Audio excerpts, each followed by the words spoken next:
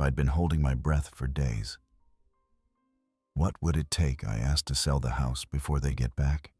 Daniel raised an eyebrow. You're serious? I've never been more serious. He nodded. The Boise market is strong right now.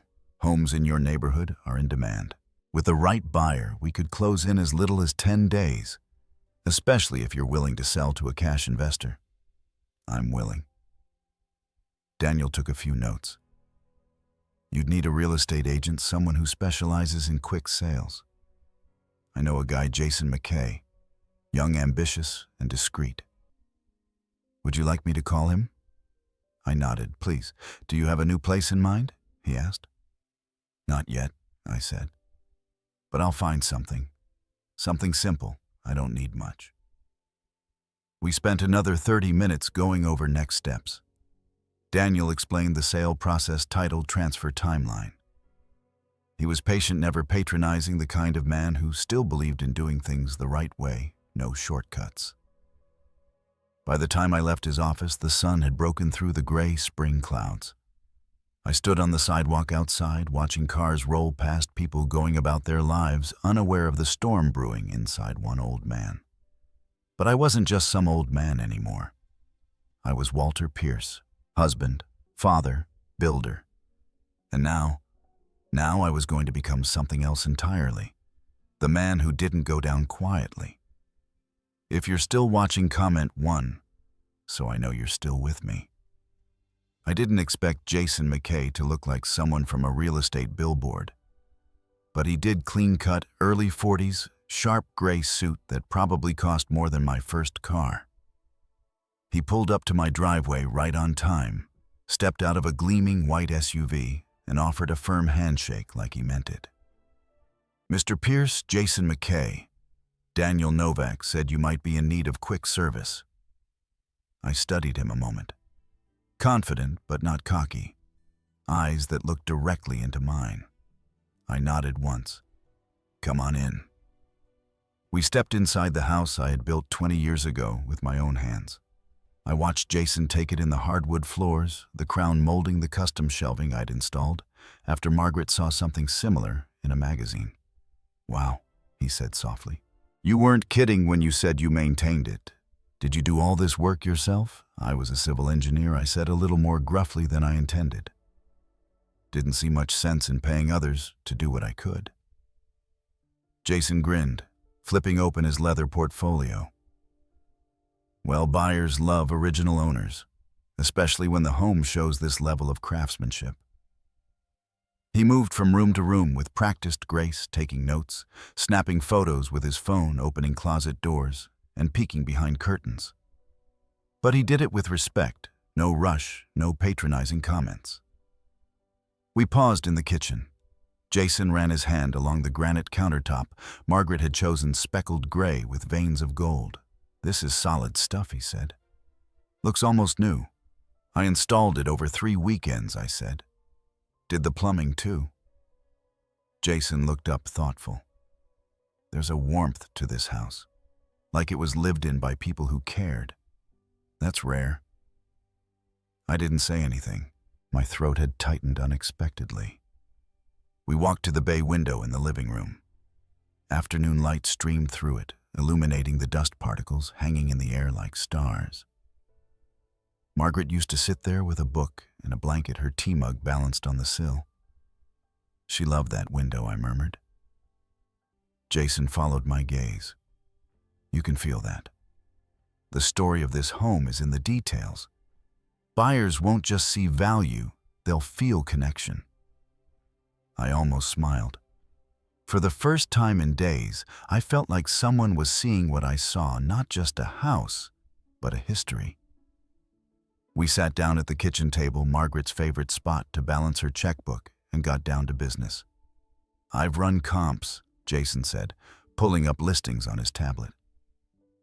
Similar homes in Cherry Hill, 3-bed, 2.5-bath, custom work like this, have been closing between $850 and $920. He swiped through photos of homes I recognized from the neighborhood. Most looked nothing like mine, generic, flipped, staged within an inch of their soul. Yours, he said, has something better: integrity. It shows. My suggestion, we list at $890. It's aggressive, but I think we can move it fast, especially if you're open to cash buyers. I folded my hands. How fast are we talking? With the right offer, less than 10 days. Good, I said. They'll be back in 8. Jason raised an eyebrow. Excuse me, I leaned back in the chair. Let's just say the people who think they're inheriting this house, they're in for a surprise. Jason studied me a beat longer, then nodded slowly. I don't need the details, Mr. Pierce. But I can tell you I've helped more than a few people in your position. And every time I hear the same thing when it's over, I should have done this sooner. I appreciated that. He wasn't trying to sell me hope. He was offering clarity. All right, I said. What do you need from me? He opened his briefcase and slid over a contract. Exclusive listing agreement. I'll waive staging. No need for open houses. We'll push this through our investor contacts, first people who don't ask questions. All I need is a signature. I read every word. Margaret taught me that never sign what you don't understand. Once I was satisfied, I signed and slid the paper back to him. Jason stood and extended his hand again. You just made the best decision of your year, Mr. Pierce. Let's hope it's the worst for someone else, I muttered. He chuckled. I'll start working my network this afternoon. You'll hear from me soon. After he left, the house felt quieter than usual, like it knew something was changing. I walked room to room, letting my fingertips trail along the walls, the furniture, the banister I'd carved myself one Christmas Eve, when Emily was still small. In her old room, the yellow paint had faded slightly, but the stars Margaret had glued to the ceiling still glowed faintly in the dim afternoon light. I sat on the edge of her old twin bed, the one with the dent where she used to flop down after school, and wondered how it had come to this. Where did we lose each other? The Emily I remembered used to sit at the kitchen counter with Margaret icing cupcakes and asking questions about everything. She used to wait up for me to get home from work and show me her spelling tests with pride. She used to hold my hand. Now she laughed about selling my house behind my back. I stood the ache in my knees, reminding me why they thought I was weak. But I wasn't weak. I was wounded. There's a difference. Downstairs, I pulled a chair to the front window and sat quietly as the sun began to lower behind the trees. The street was quiet, just Mrs. Patterson watering her roses next door and the faint hum of a lawnmower in the distance. I reached for the notebook Hank had given me the week before he died, back in 2007. The front page still held his messy scrawl. Don't let them decide when your life ends. That's your call, Walt. I turned the page and began a new entry. April 24th, 2019. Jason McKay says the house could sell in under 10 days. I hope he's right. I want to be gone before they get back. Not to run, but to stand. On my terms. I closed the notebook, set it beside Margaret's reading glasses, and whispered, I'm doing it, Maggie. I'm finally keeping the promise I made. Outside, the wind stirred the chimes on the porch. The sound, once soft and cheerful, now sounded like resolve. The next few days moved with a rhythm I hadn't felt since Margaret got sick. I had a plan now. I had purpose. And that changed everything. Each morning I made coffee the way Margaret liked it, 2 scoops, no sugar. I didn't drink all of it, but the smell grounded me. Then I got to work. I started with the attic. Most of it was junk old holiday decorations, broken lamps, boxes of Emily's schoolwork she'd never taken with her. I found her 3rd grade science fair volcano crumbling around the edges, still faintly smelling of vinegar and baking soda. I smiled, then set it aside. I wasn't taking it with me. That memory belonged to the house now. In the closet under the stairs, I found Margaret's sewing kit. The needles were still threaded, the little tomato-shaped pin cushion full like she'd just stepped away from it. I opened the tin of buttons and ran my fingers through it, smooth, colorful, each one attached to a shirt or blouse I could picture her wearing. That went into the keep pile. I wasn't taking much. Just what mattered. Margaret's jewelry box, our wedding photo, the framed blueprint of the house we'd built together. The last book she was reading, the bookmark, still stuck at chapter 14. A copy of To Kill a Mockingbird, her favorite. I stood in our bedroom doorway, longer than I'd intended. Her side of the bed was still neatly made. The pillow fluffed her glasses resting on the nightstand. I hadn't moved them in almost 2 years. The sight of them now untouched hit me harder than any betrayal Emily and Scott had thrown at me. "You'd understand, Maggie," I whispered. "You warned me." I didn't listen. But I will now. In the garage, I found the old steamer trunk I'd used in college. Still sturdy. I began packing what I could: clothes, photos, Margaret's cookbook with her handwritten notes in the margins. I folded each thing with care like I was building a life from scratch. By midweek, I'd filled 2 suitcases and 4 storage boxes. Then I made the next call. Sunset Vista Apartments. This is Joanne speaking. "How can I help you?" "Yes," I said. "My name is Walter Pierce. I'm looking for a furnished 1-bedroom, preferably quiet, senior-friendly, and available immediately." There was a pause on the line. "Then, we actually have 1 unit that just opened up. Ground floor. Faces the community garden. Month-to-month lease."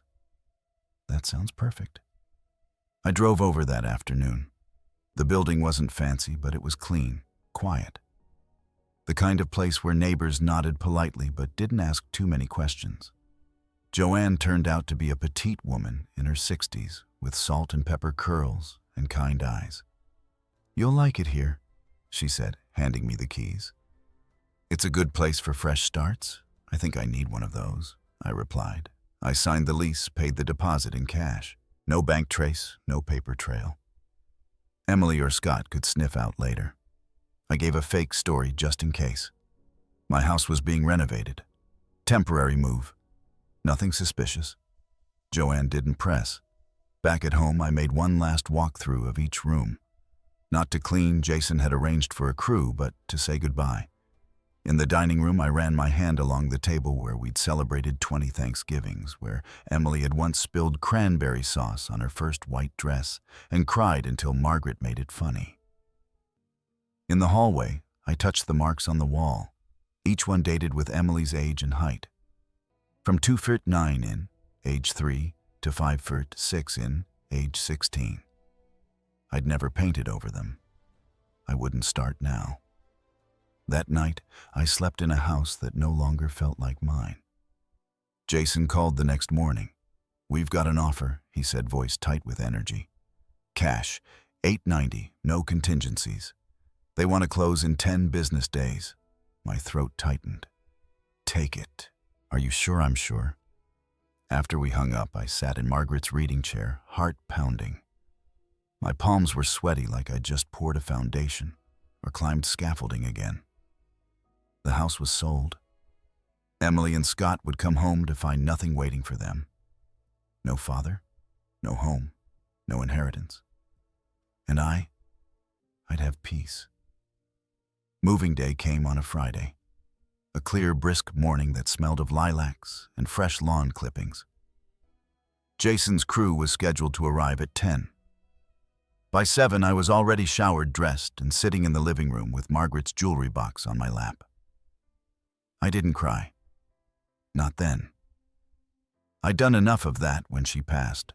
By the time the moving van pulled up, I'd packed everything I needed into the trunk of my old Buick.